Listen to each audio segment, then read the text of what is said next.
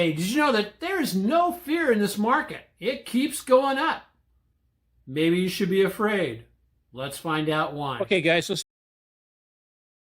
jump into the indexes, taking a look at the spiders representing the S&P. And as you can see, the spiders, like one of the other indexes that we'll cover a little bit later, is running into resistance and running out of gas. So is the November rally almost over? We'll see. What do we expect going into next week? Well, a couple of different things. One is this whole pink zone up here is a level of past resistance. In other words, buyers came in at the very tip top of that, and there's a whole bunch of them sitting there going, oh my goodness, as soon as it gets back up to those levels, I'm getting out.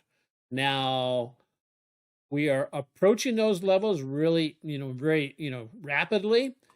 Really fast run up, almost a hyperbolic type of move up here on the spiders over in the month of November. So November was just really great and wonderful. However, for the people who got in down here, do you think they may want to be taking some profits as we approach these past highs? And also, the sellers that are sitting up here going, oh, just get me back to even. That could be happening also. And so what am I looking at on this S&P? I'm looking at S&P this week too. TSI will probably roll back over. And all that means is we've had a momentum shift. The market forecast may also roll back over. And as we get into today, I'm going to show you another reason why if there's no fear in this market, why we should be afraid. We'll keep going with that. So on the spiders, I would anticipate maybe a pullback. We have a gap up right here. And so that is a very strong level of support, with the middle section of that gap up being the strongest level. So on the spiders, yeah, not looking at a lot to happen, just basically after this run up, watch for a rollover, perhaps a move back down to the zero line, and then a reverse back up prior to the end of the year. We shall see. So what about the NASDAQ? Well, we're not going to go to the NASDAQ yet. What I'm going to do is I'm going to jump over here and get rid of the drawings. I'm going to jump over here and take a look first at Russell is actually hanging in there really nicely. What drives the Russell? Of course, what drives the Russell is what? Low interest rates, low inflation, and so we're having it, and then also seasonality. The Russell, as represented here by the IWM, tends to get a move or a push to the upside during the month of November, December, January, all the way up into sometimes as late as April. The thing I like about the Russell right now in IWM is it's running in a range. And that range is from up here to this pink area up here, as you can see. Up there, down to down here. And when you have something that's running in a range like that, if one is patient, you look to sell it up here and then buy it closer to this line down here. Now it's already started to move up on the weekly chart, as you can see here. And so I'm anticipating maybe a pullback into that level right there. There's a zone of support in between the moving averages and also the 50-day moving average. So in that zone of support, a pullback of IWM could be a great place to start a position, with the anticipation we're going to basically pull back and the ebbs and flows will take us higher. Another way, if you're wondering how to determine how far could it pull back, and I always love doing this with folks, is where it could fall back to is, let's take the fibs, the Fibonacci extensions, and I'm going to take this past pullback right here. Now, if we get a symmetric move, we would anticipate a similar type pullback. And I pop that in there. I'll show you, this is what's really remarkable about it, is if it does a symmetric move back down to the downside on this pullback, it will pull back to right about there. halfway in, kind of in the middle of this big gap up, which we know is a level of support. And so for you Fibonacci traders out there, this is a great place to put in some alerts. Prices get down to that level, or prices get down to the 50-day moving average, have it alert you so you can take a look at those charts to see if you're getting the reversal back up to the upside. So that's what we've got with IWM. You got to come back for the stock and the ETF picks for the week. I'll be putting that out tomorrow. And take a look at those, because you might just see a leveraged ETF that resembles the Russell on that list. So what next? Hey, before we get over into the NASDAQ, I want to talk specifically, just really quickly, about this. Here's part of the issue that may be driving the markets this week. It's basically the market fears fade, but as the market fears fade, oftentimes that's the time to be most afraid. If that makes sense. Why? Well, when the market becomes complacent and everybody's just gung-ho and just bopping, really strong, the volatility index tends to go down as the market goes up. We're approaching lows on the VIX that could very well, lows that we haven't seen, or at the start of the bear market in 2020. When the VIX is going up, the market is typically going down. Okay, here's the VIX. Now, the VIX is the volatility index of the S&P. And as you can see, this red line down here is the low that it hit back in 2020 before it went into its bear market dive. Take a look at this on a monthly chart.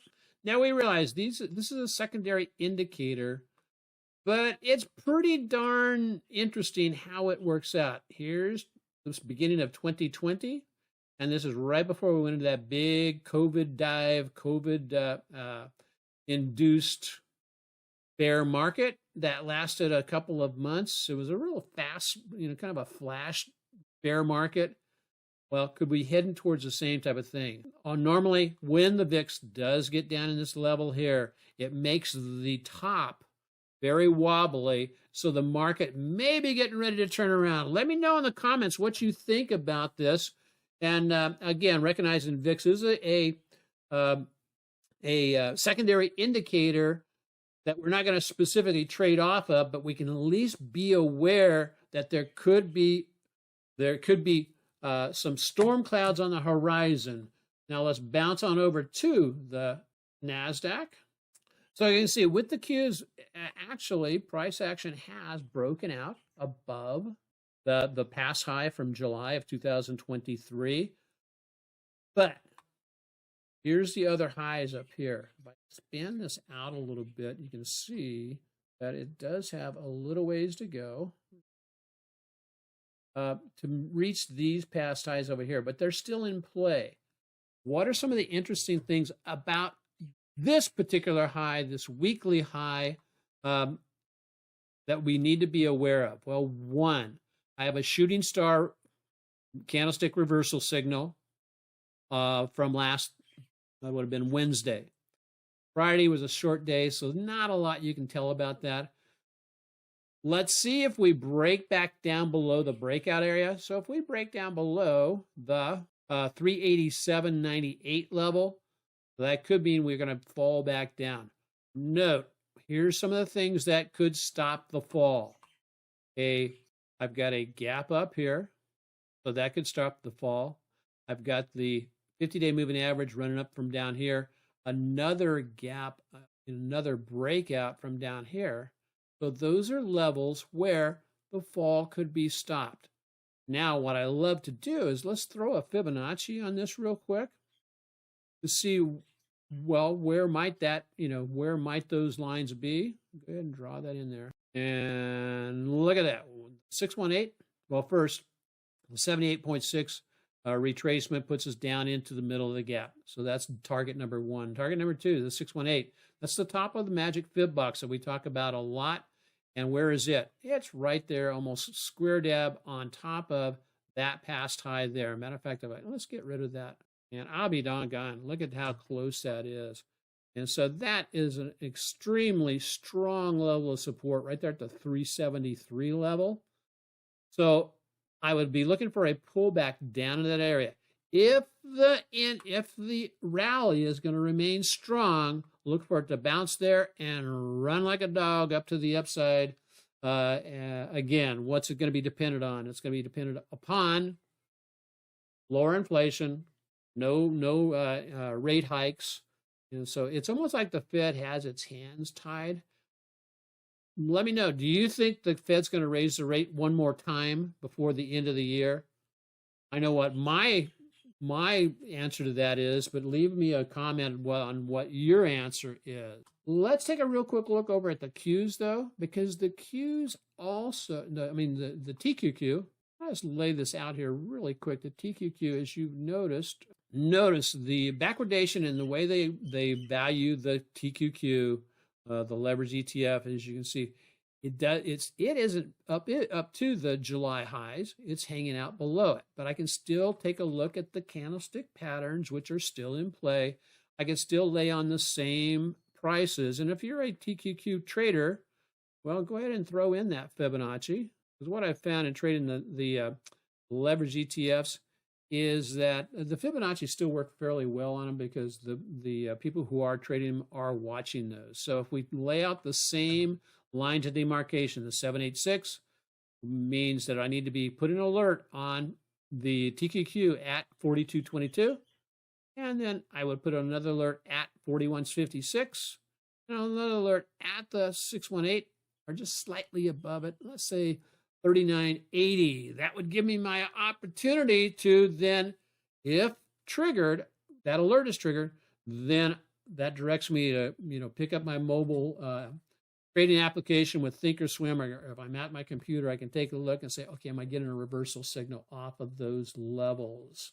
Pretty cool stuff. So tell me which one of the individual indexes you like and you want to be trading going forward into the rest of the year. Okay, one of the things as you're going into the end of the year, I just wanted to be touching base with you on swing trading tips, how to simplify, clarify for greater consistency. One of the things that I find in working with fellow traders is the two main reasons, or the fuel that gets added to the fire of poor trading is fear and uncertainty. Establishing these 5 criteria can help you get past that and start building a platform of great trading, of better trading. So number 1, develop a trading plan. The majority of traders who lose money do not have a written plan. So get a written plan in place. Identify high probability signals. Of course, if you're interested in high probability signals, you can find those over on my precision entry point routine. I'll put a link on how you can get a hold of that in the descriptions. Implement a trading routine. Very, very important. One of the things that I find is if I don't have a set routine that is also established at a particular time of day, I am screwed up, because I will then try to become impulsive, compulsive in my trading, trying to catch up. I become afraid. Again, that fear thing kind of creeps in. Manage your risk. Remember to use stop losses. One of the things I always come back to, if I would have simply just maintained my 5% stop loss max, or even 6% stop loss max, rather than watching some of my losers go to 0, I would not have blown up 2 accounts. Now, clearly, that's a very expensive lesson that I want to help you not make. So learn from your mistake. The fact of the matter is get yourself a great trading journal and analyze your trade to identify patterns, especially going into the end of the year. Maybe you have noticed that I have been putting out a series of 28-day challenge going into the end of the year. You can still join in on that. Go look at the YouTube channel and find the shorts that are established for, we've done 5 days so far. Go look at the shorts. That will give you a link to get to the actual long form video. And those are marked, they are not put out to the whole YouTube universe. It's just for the folks who know how to find them. Again, you'll find those links for those videos in the shorts. Quick, I'm very happy that we have breached and are above our 40% for the year mark. So I'm sitting at about 41.25, 41.25% at the close yesterday. So very pleased with that. And I have been promising that we would be delivering a new trade journal. And so the AutoPilot trading journal is out. It's over on Amazon. I will put the link in the description for Amazon. So remember, traders who journal are more likely to be profitable. Why? Because they're following a routine, for one thing, and they're keeping track, what measures tends to improve. So it has trading rules, over 160 pages, learn how to journal for greater consistency. If you're looking for other videos that we're doing, take a look up in the corner, and some really great tutorials are available for you. So